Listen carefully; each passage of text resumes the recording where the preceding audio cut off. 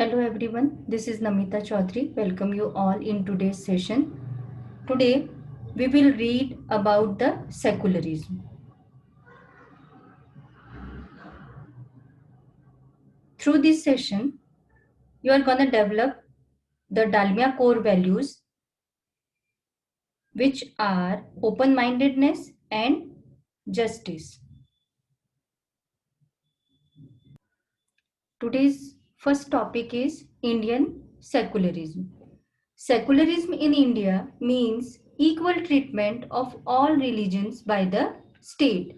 Unlike the Western concept of secularism, which envisions a separation of religion and state, the concept of secularism in India envisions acceptance of religious laws as binding on the state and equal participation of state in different religions.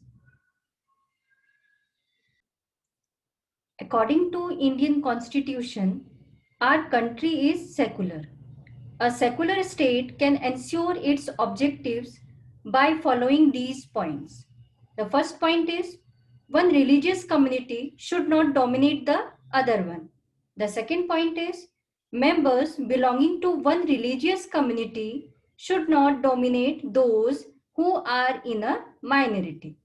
The third point is the state will never enforce any religion or take away the citizens' religious freedom. So, these are the objectives of the Indian secularism. Indian government is trained to work in different ways to prevent these kinds of dominations. It uses a strategy to keep itself away from religious issues. The government of India does not support any religion, nor it is ruled by one. Several government spaces such as police stations, offices, courts, etc. are not allowed to promote or display any religion. In order to prevent religious domination, the Indian government has adopted a strategy of non-interference to make sure that there is no interference in religious practices and sentiments of all religions are respected. The government makes certain exceptions for a particular community. Sometimes the government of India also uses the strategy of interventions to sort out religious issues. In Hinduism, we come across cases of untouchability. Often, we see that people of the upper castes dominate those belonging to lower castes in different ways. To prevent such cases, our constitution has banned untouchability. The state intervenes in religious cases from time to time if it finds that any social practice excludes or discriminates against those belonging to the society's lower structure. The law immediately takes action if it finds out that fundamental rights of a citizen are being violated on the basis of religion. The Indian government is also known to intervene in certain religious matters by providing them support. According to the constitutions, the religious communities in India have the right to set up their own colleges and schools. On a non-preferential basis, the government can also provide them financial aid. Now, the next topic is how Indian secularism is different from another countries.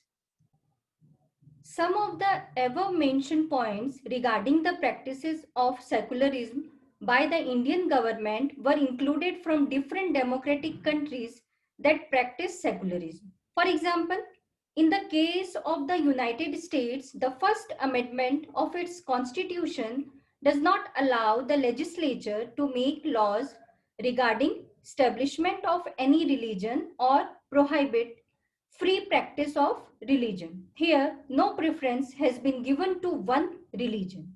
In that country, the separation between religion and state means that none of them can interfere in the matters of one another. However, there is still one difference between the way secularism is practiced in our country and in the US. In the US, there is a strict separation of religion and state. However, in India, the government can interfere in a few religious matters. For example, our government has to interfere in the cases of untouchability from time to time. According to the Indian Constitution, even though the religion and state are not strictly separate, but they have to maintain a safe distance. It means that the state is allowed to interfere in the matters by taking decisions that are based on the ideals laid down by the Constitution. These ideals are in the form of certain standards through which citizens can judge if the government is following the secular principles while taking such decisions. India is a secular country and our government works in different ways to tackle religious domination. The Constitution of India provides fundamental rights to its citizens that are based on secular principles.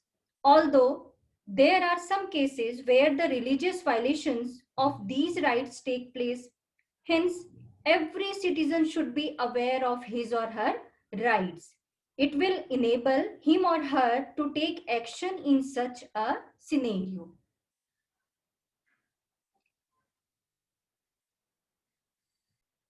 So this is the end of the session and we will meet again in the next session. Till then, goodbye, take care, stay home, stay safe.